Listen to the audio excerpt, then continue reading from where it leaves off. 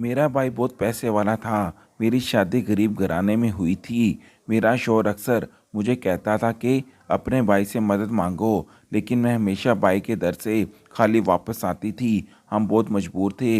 एक वक्त का खाना खाते थे तो एक वक्त का नहीं खाते थे। तभी अचानक मेरा भाई बहुत ज़्यादा बीमार हुआ। डॉक्टर ने कहा कि इसके दोनों गुर्दे फेल हो गए हैं और किसी खूनी रिश्ते का ही गुर्दा उससे मैच हो सकता है। मेरे अलावा भाई का कोई खूनी रिश्ता नहीं था, लेकिन भाई अपनी बीवी बच्चों में इस कदर गुम हो गया था कि मुझे पूछना तक छोड़ गया था। अब मैं सारी रंजिशें बुलाकर भाई को अपना गुर्दा देने के लिए तैयार थी, लेकिन जैसे ही मैंने गुर्दा दिया तो भाभी चीखती हुई मेरे पास आई और मुझे मारने लगी, क्योंकि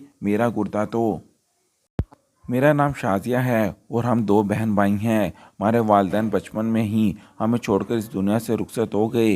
वालिदैन की वफ़ात के बाद हमारा सहारा सिर्फ मेरा भाई रह गया था, जो मुझसे बहुत प्यार करता था। उसने हमेशा मुझे माँ बाप जैसा प्यार दिया और मेरा हर मुमकिन ख्याल रखा। उसने कभी मेरे सर से मोहब्बत का साया हटने नहीं दिया। मैं उसके प्यार और मोहब्बत को हमेशा अपने दिल में महसूस करती रही।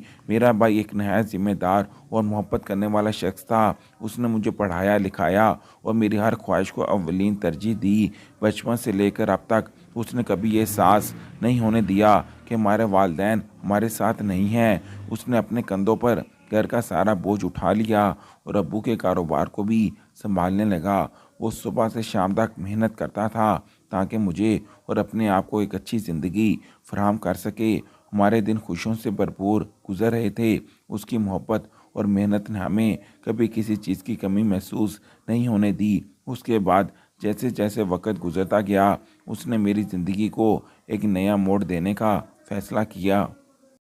भाई ने मेरी शादी अपने एक जानने वाले शहबाज से कर दी। शादी के बाद मेरी ज़िंदगी में खुशियाँ ही खुशियाँ थीं। शहबाज भी एक प्यार करने वाला शौहर साबित हुआ, जिसने हमेशा मेरा ख्याल रखा और हम हर मुमकिन कोशिश की कि मेरी ज़िंदगी को खूबसूरत बना दे। शादी के इब्तदाई दिन हमारे लिए एक ख्वाब की मानद थे। शहबाज मेरा बहुत ख्याल रखते थे और मेरी हर ख्वाहिश पूरी करने की कोशिश करते थे। हम दोनों एक खुशहाल ज़िंदगी गुजार रहे थे और एक दूसरे की मौजूदगी से लुत्फ़अंदोज़ हो रहे थे। हम अक्सर औक़ात मुख्तलिफ़ जगहों पर घूमने जाते, नई जगह देखते और एक साथ वक़्त गुजारते। शहबाज ने मेरी ज़िंदगी को मज़ीद खुशगवार बना दिया था और मैं ख़ुद को दुनिया की खुशकिस्मत तरीन औरत तस्वर करती थी। इसी दौरान मेरे भाई ने भी अपनी ज़िंदगी को एक नया मोड़ देने का फ़ैसला किया और शादी कर ली। शुरू में मेरी भाभी भी बहुत अच्छी थी और हमेशा हमारा ख्याल रखती थी। वो हमें अपने साथ मिलकर वक़्त गुजारने की दावत देती और हमें घर आने की ख्वाहिश ज़ाहिर करती। भाई और भाभी के साथ हमारा रिश्ता बहुत खुशगवार था और हम दोनों ख़ानदान एक दूसरे की खुशियों और गमों में शरीक रहते थे। लेकिन फिर अचानक हालात ने पलटा खाया। कुछ ऐसा हुआ जिसकी हमें कभी तवक्को नहीं थी। शहबाज के कारोबार में नुकसान होने लगा। पहले पहल तो हमें लगा कि ये आर्जी मसला है और जल्द ही सब ठीक हो जाएगा, मगर हालात बद से बदतर होते चले गए। कारोबार में आए दिन नुकसान होता रहता और शहबाज इस बारे में बहुत परेशान रहने लगे। वो रात रात भर सोचते रहते कि किस तरह इन हालात से निकलें, पर कोई हल समझ नहीं आता था। आहिस्ता आहिस्ता हमारा सारा कारोबार ख़त्म हो गया और हमारे हालात इंतहाई ख़राब हो गए।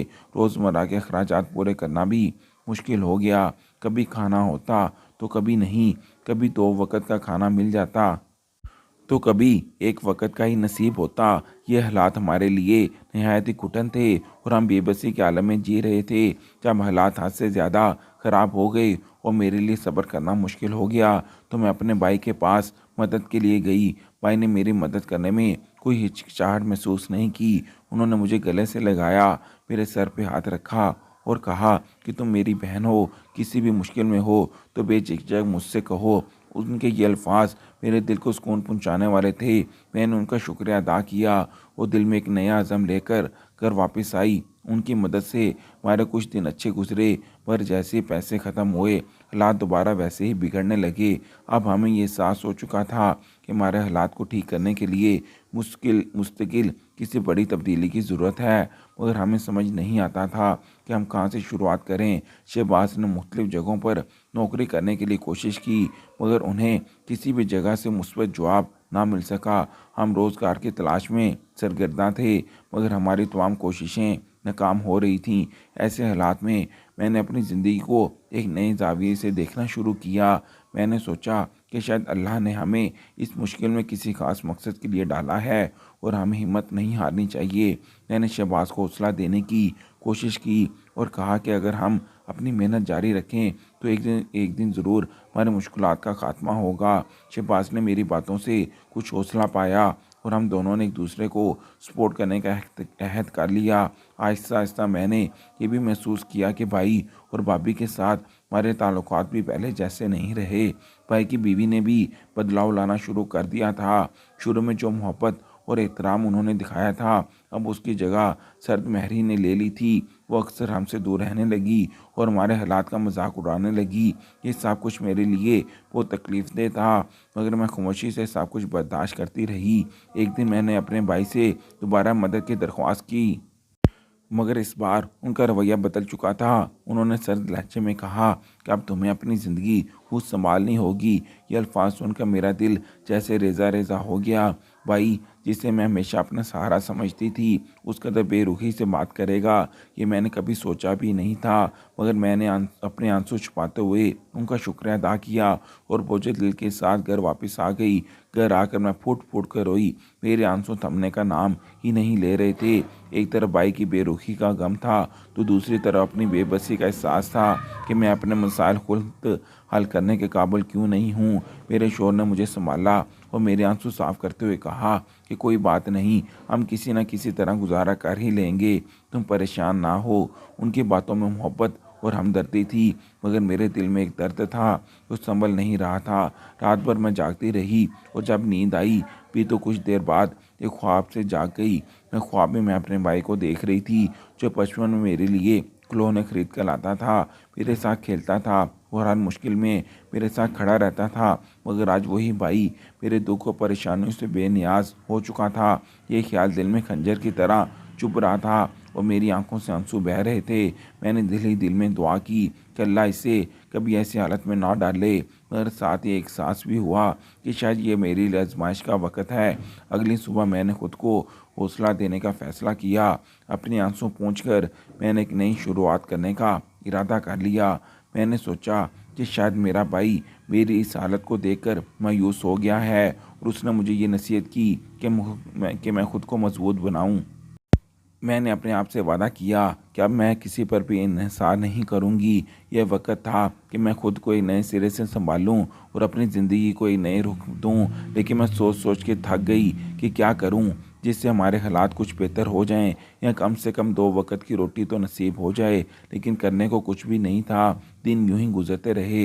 हर दिन का इख्तिताम हमारे लिए सिर्फ मायूसी ही लाता। ज़िंदगी में कहीं उम्मीद की कोई किरण नज़र नहीं आ रही थी। ऐसा महसूस होता था कि जैसे हम एक अंधेरी वादी में भटक रहे हैं, जहाँ रोशनी का कोई इम्कान नहीं।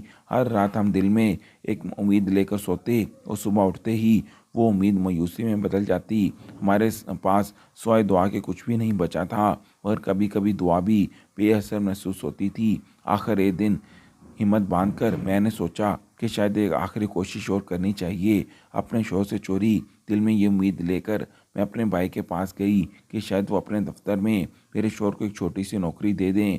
मैं जानती थी कि ये दरख्वास्त करना मेरे लिए कितना मुश्किल था, मगर अपने शौहर के लिए अपनी इज़्ज़त नफ्स को भी एक तरफ रख दिया। पर जैसे ही मैंने अपनी बात मुकम्मल की, मेरे भाई का चेहरा तन गया और उनकी आंखों में एक सर्द महरी सी थी। उन्होंने तंजिया लहजे में कहा कि क्या मैं अपने दफ्तर को भी बंद करवाने के लिए उसे अपने पास रखूं? अगर वो इतना काबिल होता तो उसका अपना कारोबार क्यों ख़त्म होता? उनके अल्फाज मेरे दिल में छुरी की तरह पेवस्त हो गए। और उस पर मज़ीद वो कहने लगे, और तुम रोज़ रोज़ यहाँ आ जाती हो, शर्म करो थोड़ी सी। अगर तुम्हें थोड़ी सी भी इज्जत और गैरत है तो दोबारा मेरे पास ना आना। इनके अल्फाज सुनकर जैसे मेरा दिल टूट गया। आंखों के सामने अंधेरा सा छा गया। मैंने खुद को संभाला और वहाँ से वापस आ गई, दिल में ये तहिया करके कि कब कभी इस दर पर नहीं आऊँगी। घर वापस आकर मेरा दिल शिद्दत से टूट चुका था। मैं अपने आंसुओं को रोक नहीं पा रही थी। मेरा दुख ऐसा था कि जैसे किसी ने मेरे दिल को रेजा रेजा कर दिया हो। दिल में खालीपन और बेबसी का एहसास था, जैसे कोई मजबूत सहारा टूट कर बिखर गया हो। मेरे शोर जो मेरी हालत समझ चुके थे, मेरे करीब आकर बैठ गए और मेरी आंखों से बहते आंसू साफ करते हुए दिलासा दिया, कोई बात नहीं, हम ना किसी तरह गुजारा कर लेंगे, तुम परेशान ना हो। मेरा शोहर जिसने हमेशा मेरे साथ हर दुख और तकलीफ में मेरा साथ दिया, आज भी मेरे लिए मजबूती का सतून बनकर खड़ा था। उनकी बातें सुनकर मेरा दिल कुछ सुकून पा गया, मगर अंदर ही अंदर मेरे भाई की बातें और रवैया मेरे रूह को झंझोड़ रहे थे। मैं सोच रही थी कि जिस भाई को मैंने हमेशा अपनी ज़िंदगी का सबसे करीबी रिश्ता समझा, आज वो मुझे इस कदर बेदर्दी से दुत्कार चुका है। अगले दिन हस्बे मामूल मेरे शोहर नौकरी की तलाश में निकले। इस शाम जब वो घर वापस आई तो उनके चेहरे पर एक चमक और मुसरत थी जो कई दिनों बाद मैंने देखी। उनकी आंखों में खुशी की झलक थी जब उन्होंने बताया कि मुझे एक होटल में नौकरी मिल गई है। अगरचे तनख्वाह अभी कम है, मगर कुछ ना बेहतर होने से बेहतर है। उनकी बात सुनकर मेरी आंखों में खुशी के आंसू आ गए।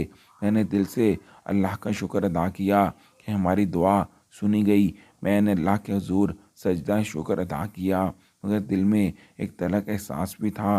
मुश्किल के इन दिनों में खून के रिश्तों को भी आजमा कर रख दिया था। हर एक ने हमसे मुंह मोड़ लिया था, यहाँ तक कि वो भाई भी जिसे मैंने हमेशा अपने बाप का दर्जा दिया था, उसने भी हमसे हर ताल्लुक तोड़ दिया था, जैसे हम इसकी ज़िंदगी में कभी थे ही नहीं। वो अपने बीवी बच्चों और दौलत की चमक दमक में इतना खो गया था कि उसे ये भी याद ना रहा कि उसकी दुनिया में एक बहन भी है जो आज मुश्किल हालात में है। दिल में एक गम सा था कि जिस रिश्ते को मैंने हमेशा अपनी ताकत समझा, आज वो मेरे लिए एक कड़वा जख्म बन चुका है। मगर वक्त गुजरने के साथ साथ मेरे शौहर ने अपनी मेहनत से थोड़ी बहुत तरक्की करना शुरू की। अगरचे वो काम छोटा सा था, मगर इसमें हमारी ज़िंदगी की बड़ी खुशी छुपी थी।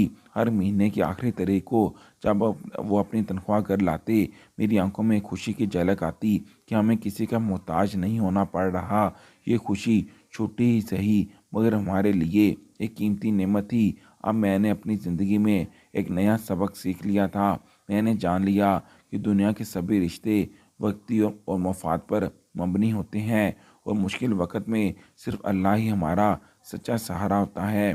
मैंने दिल में अहद किया कि मैं अपने शौहर के साथ मिलकर इस मुश्किल सफ़र को तय करूँगी, चाहे कितनी मुश्किलात क्यों ना आए। मेरे भाई की बेरुखी ने मुझे खुद मुख्तारी और ख़ुद एतमादी का सबक दिया। मैंने ये जान लिया कि ज़िंदगी की राहें मुश्किल ज़रूर होती हैं, मगर अपनी मेहनत और दुआ के साथ इंसान हर मुश्किल पर काबू पा सकता है। अल्लाह ने हमें इस आजमाइश में डाला ताकि हम अपनी असल क़ुव्वत को पहचान सकें और ख़ुद अपने पैरों पर खड़ा हो सकें। अब जब भी मैं इन तलख लम्हों को याद करती हूँ, मेरे दिल में एक इत्मीनान सा होता है कि मैंने अल्लाह के सिवा किसी पर भरोसा नहीं किया। मेरे भाई की बेरुखी ने मेरे दिल को तोड़ दिया था, मगर उसने मुझे एक नया रास्ता भी दिखा दिया। एक दिन मैं यूं ही अपना काम निपटा कर बैठी अपने शौहर का इंतज़ार कर रही थी। जब मेरे शौहर घर आए तो वो बहुत परेशान थे। मैंने उनको पानी दिया और पास बैठकर उनसे उनकी परेशानी की वजह पूछने लगी, तो उन्होंने मेरी तरफ देखा और कहा कि तुम्हारे भाई की तबीयत बहुत ख़राब हो गई है, वो अस्पताल में दाखिल हैं, उनके गुर्दे डैमेज हो गए हैं और उन्हें एक डोनर की ज़रूरत है, लेकिन गुर्दा सिर्फ उनका खूनी रिश्ता ही उन्हें दे सकता है। ये सब सुनना था कि मेरे पैरों तले से ज़मीन निकल गई। मैं रोना शुरू हो गई। मैं जल्दी से उठी और चादर लेकर आई और अपने शौहर से कहा कि मुझे मेरे भाई के पास ले जाएं। मैं अपने भाई की सब ज़्यादतियों को भूल चुकी हूँ। इस वक्त मुझे याद था कि तो बस इतना कि मेरे भाई को मेरी ज़रूरत है। मेरे शौहर फ्रेश हुए, खुद ही खाना खाया और मुझे लेकर अस्पताल पहुंच गए। वहां मैंने अपने भाई का पता करके उनके कमरे की तरफ बढ़ी, और जब मैंने उन्हें देखा तो वो बेसुध पड़े थे, मुंह पर ऑक्सीजन मास्क लगा हुआ था। उनकी हालत देखकर मेरा दिल कट कर रह गया और मैं रोने लगी। मेरे शौहर मुझे वहां से बाहर ले गए और मुझे हौसला देने लगे। मैंने डॉक्टर से भाई की फैमिली का पूछा तो उन्होंने बताया कि उनकी वाइफ हैं इधर, वो अभी बाहर किसी काम से गई हैं। डॉक्टर से डोनर का पूछा तो उन्होंने कहा कि अभी तक तो कोई अरेंज नहीं हुआ। मैंने अपने शौहर को कहा कि मैं अपना एक गुर्दा अपने भाई को दे दूंगी। उन्होंने ताज्जुब से मेरे तरफ देखा और कहने लगे कि तुम कैसे दे सकती हो, तुम तो। लेकिन मैंने उनकी कोई बात नहीं सुनी, क्योंकि उस वक़्त मुझे मेरे भाई की ज़िंदगी ज़्यादा अजीज़ थी। मैं उठकर डॉक्टर के केबिन में चली गई और उनसे कहा कि डॉक्टर, मैं अपना गुर्दा अपने भाई को दूंगी, लेकिन मेरी एक शर्त है कि आप मेरे भाई और भाभी को ना बताना कि गुर्दा मैंने दिया है। आप उन्हें कहना कि एक दूसरे अस्पताल से हमने पता करवाया था तो वहाँ से मैच गुर्दा मिल गया है। डॉक्टर मेरी बात मान गया और उन्होंने ऑपरेशन की तैयारी कर ली और मुझे भी ऑपरेशन थिएटर ले गए। एक इंतज़ार के बाद ऑपरेशन कामयाब हो गया। डॉक्टर ने भाई को होश आने तक रिकवरी रूम में रखा और जैसे ही भाई को होश आया तो उन्हें रूम में शिफ्ट कर दिया गया। साथ साथ मेरा भी ट्रीटमेंट जारी रखा और जब मुझे रूम में शिफ्ट करने लगे तो मेरी भाभी ने मुझे देख लिया, लेकिन वो उस वक़्त चुप रहीं। जब तीसरा दिन आया तो डॉक्टर ने चेकअप करके मुझे और भाई को डिस्चार्ज किया तो मेरी भाभी मेरे पास आई और उन्होंने मुझे मारना शुरू कर दिया। तुम्हारी हिम्मत कैसे हुई मेरे शौहर को अपना गुर्दा देने की? तुम्हारा गुर्दा तो पहले ही 50% डैमेज है, तो तुमने जानबूझकर ये सांझ जतलाया कि तुम्हारे भाई ने तुम्हें धुतकारा और तुमने फिर भी अपना गुर्दा दिया। वो सावित्री बन रही हो ना? अभी वो और मारती कि मेरे शौहर ने उनको हाथ पकड़कर झटक दिया। खबरदार, अगर अब आपने अपने हाथ को लगाया तो मैं बहुत बुरे तरीके से पेश आऊँगा। अरे आप क्या जानो किसी का प्यार, आपकी आंखों पे तो बस दौलत की पट्टी बंधी हुई है। अगर इतना ही आपको अपने शौहर का ख्याल था तो अपने बेटे से कहती कि वो किडनी दे देता, लेकिन नहीं। जब आपके शौहर ने उनसे कहा तो उन्होंने कहा कि हमारी पूरी लाइफ पड़ी है, पापा हम कैसे दे सकते हैं, अभी हमने शादी करनी है, बच्चे होंगे, हमारे लिए तो बहुत कॉम्प्लिकेशंस हो जाएंगी, सॉरी हम नहीं दे सकते। आपकी किडनी याद है ना आपको? लेकिन ये इनकी बहन ही थी जो अपने भाई की सारी ज़्यादतियाँ भुलाकर अपना गुर्दा देने को तैयार हो गई, क्योंकि उस वक़्त उसे सिर्फ अपने भाई की ज़िंदगी बचानी थी बस। और रही बात किडनी में मसले की, तो वो हमने तब ही इलाज करवा लिया था और अल्लाह का शुक्र है कि अब उसकी दोनों किडनियाँ बिल्कुल ठीक थीं। आप प्लीज़ जाएं अपने शौहर के पास, हमें बख्श दें। शहबाज ने शाजिया की भाभी को हमेशा अच्छे से आईना दिखाया और मुझे लेकर वहाँ से चल पड़ा। घर पहुँचकर उन्होंने मुझे कमरे में लटाया और ख़ुद मेरे लिए सूप बनाने चले गए। कुछ ही देर में मेरे शौहर ने मुझे सूप पिलाकर मेडिसिन दी और सुला दिया। टाइम अपने रफ्तार से गुजर रहा था। मैं अपने शौहर की तवज्जो और प्यार से अब इस काबिल हो गई थी कि अपना घर संभाल सकूं। मेरी ज़िंदगी अपने रूटीन पे आ गई थी। सुबह रोज़ मेरे शौहर काम पर जाते, मैं पीछे से घर का काम निपटा कर आराम करने लग जाती। जब मेरे शौहर के आने का टाइम होता तो उठकर उनके लिए खाना तैयार करने लगती और उनका इंतज़ार करने लगती। यूं ही दिन गुजर जाता, लेकिन इन गुजरते दिनों में मैं एक दफ़ा भी अपने भाई की याद से गाफिल नहीं हुई। कई बार मेरा दिल किया कि मैं उन्हें फ़ोन करके पूछ लूं, लेकिन फिर दुत्कारे जाने के डर से रुक जाती कि कहीं फिर से वो मुझसे बेरुखी ना बरतीं या फिर ये ना समझें कि मैंने एहसान जताने के लिए फ़ोन किया है। एक दिन यूं ही मैं अपने शौहर के इंतज़ार में बैठी हुई थी कि किसी ने दरवाज़ा खटखटाया। जब मैंने उठकर दरवाज़ा खोला तो मैं हैरान हो गई, क्योंकि दरवाजे पे मेरे भाई और भाभी खड़े थे। मैं यकटिक उन्हें देखे गई। मुझे इतना भी होश ना रहा कि उन्हें अंदर बुला लूं। वो तो तब होश आया जब भाई ने कहा कि शाजी क्या हमें अंदर नहीं बुलाओगी? तो मैं शर्मिंदा होते हुए जल्दी से पीछे होकर उन्हें अंदर आने के लिए रास्ता दिया। तो उन्होंने अंदर आकर मेरे सर पर हाथ रखा और बैठ गए। मैं जल्दी से किचन की तरफ बढ़ी, चूल्हे पर चाय रखी और खुद पानी लेकर इनके पास गई और इन्हें पानी दिया और फिर किचन में आकर चाय बनाने लगी। 10 मिनट में चाय तैयार करके उनके सामने पेश की तो उन्होंने अपने कप उठा लिए, लेकिन सर झुकाए हुए थे। शाजिया, तुमने दोबारा हमारा पता ही नहीं किया, ना ही कोई अपनी खबर दी। अस्पताल से आकर तुम तो भूल ही गई। तो मैं नम आंखों से उन्हें देखने लगी कि कहा कि भाई, दिन में पता नहीं कितनी दफ़ा आपका नंबर लेकर मिटाती हूँ, सिर्फ इस डर से कि कहीं आप फिर से मुझे दुत्कार ना दें या फिर ये ना समझ लें कि मैं आप पर एहसान जता रही हूँ। मेरे मिलने को बहुत दिल करता था, लेकिन मैं चुप करके आंसू अपने अंदर ही उतार लेती कि आप ठीक हो, बस इतना ही काफ़ी है। मिलने से कौन सा कोई बड़ा हो जाएगा। तो मेरे भाई तड़प गए और उठकर मेरे पास आए। मुझे माफ़ कर दो शाज़िया, मैंने तुम्हारे साथ बहुत गलत किया। मैं माफ़ी के काबिल तो नहीं हूँ, लेकिन इस उम्मीद से तुम्हारे पास आया हूँ कि शायद माफ़ी मिल जाए और दिल का बोझ हल्का हो जाए। मैंने अपने भाई के जुड़े हुए हाथ पकड़े और कहा कि भाई प्लीज़ हाथ मत जोड़ें। मैंने तो आपको उसी दिन माफ़ कर दिया था जिस दिन आपकी बीमारी का सुना था। तो मेरी भाभी भी उठकर मेरे पास आई और निदामत से सर झुकाए बोली कि शाज़िया, मुझे मैं माफ़ कर दो, मैं तुम्हारी बहुत बड़ी गुनहगार हूँ। असल में तुम्हारे भाई को तुमसे बातचीत करने वाली मैं ही हूँ। मैंने सोचा कि कहीं तुम्हारा भाई तुम्हारी मोहब्बत में आकर तुम्हें अपने घर ही ना ले आए और तुम हमेशा के लिए मेरे सर पर सवार हो जाओ। तो मैंने आहिस्ता आहिस्ता तुम्हारे भाई को तुम्हारे खिलाफ़ करना शुरू कर दिया, जो कि मैंने बहुत गलत किया। प्लीज़ मुझे माफ़ कर दो। तो मैंने भाभी को गले से लगा लिया और मैंने कहा कि आपको अपनी गलती का एहसास हो गया, मेरे लिए इतना ही काफ़ी है। तो वो मुस्कुराकर मुझे शुक्रिया कहने लगे। अभी हम लोग बैठे बातें कर ही रहे थे कि मेरे शौहर भी आए और भाई भाभी को देखकर हैरान रह गए।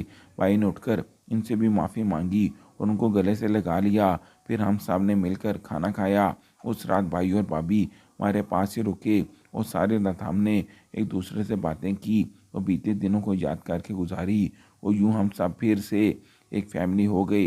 हमारी ज़िंदगी की मुश्किलात हमें मायूस ज़रूर करती हैं, मगर वही हमें सब्र और कुर्बानी की अज़मत का एहसास भी दिलाती हैं। हालात चाहे कैसे भी हों, कभी एक दूसरे का साथ नहीं छोड़ना चाहिए, बल्कि इन हालात में एक दूसरे का हौसला बनकर साथ निभाना चाहिए।